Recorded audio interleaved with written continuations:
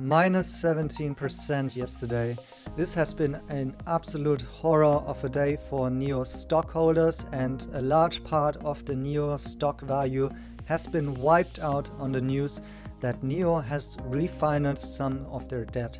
So in this video, I'll give you another take on that one. We've got some updated information, but please be aware that I had limited time to dive into the specifics because I'm currently a bit busy with other projects. But again, if you want to ask questions or engage with me during the day, feel free to join the Patreon and ask the questions in the community chat, which I'm monitoring throughout the day. Well, now in my video yesterday, I mentioned how traders possibly are going to love the situation that NIO was sitting at a nice support level here at the 200-day moving average, and that short sellers and maybe some traders should be looking to push NIO back down into a downtrend.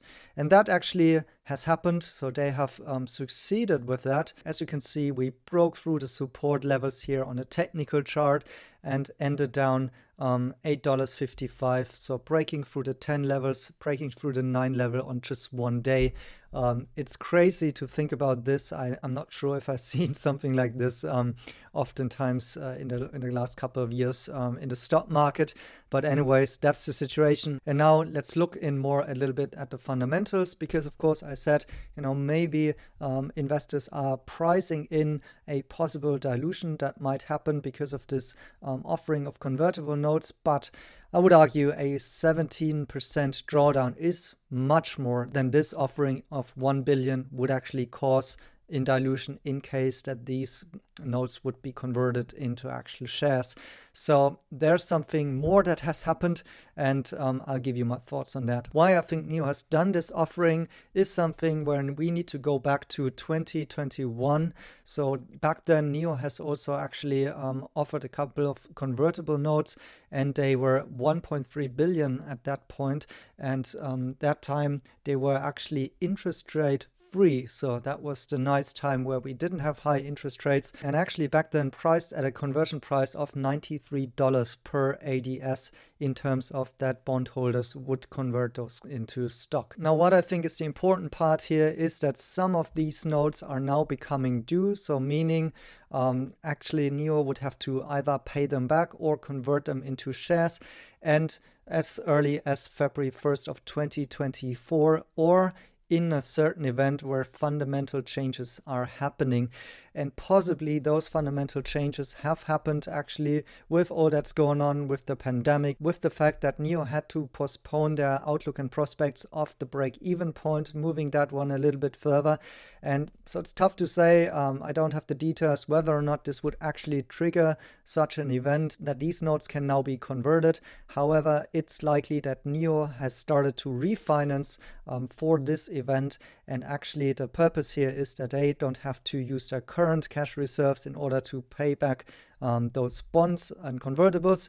Instead, they will offer new ones at different rates, and therefore the cash situation is remaining similar. We can go into detail in a second, and they can just pay off these existing bonds that are coming due. And yesterday after the closing, we also finally got some details which I was lacking yesterday, which is the pricing of these newly issued senior notes, which come in between 3.8 and 4.6% interest rates paid, or a conversion at around 11 USD, so a slight markup of 30% here on the current share price. So that was priced after the closing, and possibly this has something to do with why NIO stock tanked so much. Because first of all, if we look at the interest rates, I would say this is not terrible for a company that possibly cannot just go to a bank and get a loan because of the fact that they are not profitable right now and they don't have a long enough legacy. So possibly they have to some sort of try to go into the capital markets in order to access funding, right?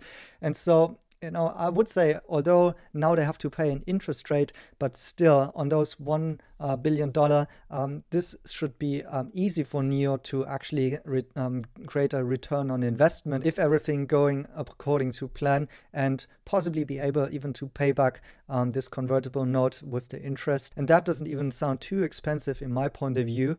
But of course, there's also the other side, which are the convertible bond holders, or those who are now buying those bonds. And you have to see that for now, they get risk-free 5 to 6% if they would just just buy US Treasuries, right? So the question is, why would they actually want to tap into those NIO convertibles here if the USTs would be risk-free, while NIO certainly is not risk-free? And maybe that explains the high volume yesterday, this big sell-off that enabled a quite cheap share price. And with that also, if you get the 30% up mark on top, this low conversion price of 11 USD, which kind of becomes attractive for bondholders to get into these bonds, because at some point these shares might be worth quite a bit more in the future. And NIO seems to hope that existing shareholders of NIO are actually using that one as a hedging strategy on top of owning the stock. And so it could be that this sell-off yesterday was so intense because, of course, it went through this technical and triggered, for example, options to get out of the money and worthless, the 10 USD strikes, the 9 USD strike, and therefore banks had to kind of sell these shares because, of course, they are not longer in the money, these options, and this could just trigger this large volume and steep drawdown. Maybe, and that's my suspicion here, maybe on purpose with the help of an investment bank that helped to make this convertible offer here and triggered at that point in time, because otherwise I would argue NIO really should hire an intern that can read a chart and wait for a better momentum to launch such kind of convertible notes and bonds, because it just simply didn't make sense at this point of the timing and makes the CFO look really stupid at this point in time, and doing it that way and kind of sending the stock back in this downward trajectory here, as pointed out on the chart. Anybody can see that, the traders saw it. And my suspicion again here is that this may have been launched on purpose in order to lower the stock price for NIO, so that after the markup of 30%, the stock price would be attractive for those new bondholders to acquire those bonds. And if that's the case, I would argue that this deal makes a lot of sense in order to this kind of a refinancing, because not only would it enable NIO to pay back some of these bonds that are becoming due, so maybe 700-ish to 800-ish million US dollars, and still having maybe 300 million additionally that will be added to the balance sheet and can be used for other projects, for example, maybe for their self-developed chip R&D that might cost them money and might be announced tomorrow at NIO Tech Day. By the way, I posted the agenda of the NIO Tech Day in my Patreon community, which really seems to be going in the area of what I suggested in my earlier 2 videos about this event. So stay tuned for tomorrow. But to conclude again, other than the timing, and maybe now it can be explained with what I've said in the video, I think this refinancing, of course, is necessary and makes sense. The conditions aren't too bad in my views either. I think it doesn't warrant a 17% cutoff here on the company value, because even in the worst case of the dilution, it's not going to be that much. And I think, in contrary to the Abu Dhabi deal, which really still leaves question marks why they let in Abu Dhabi at such low share price, in contrary to that, this offering here, in my point of view, actually makes sense. But anyways, this is just what I have put together now on a short term here, and I hope this is giving you a bit more of information.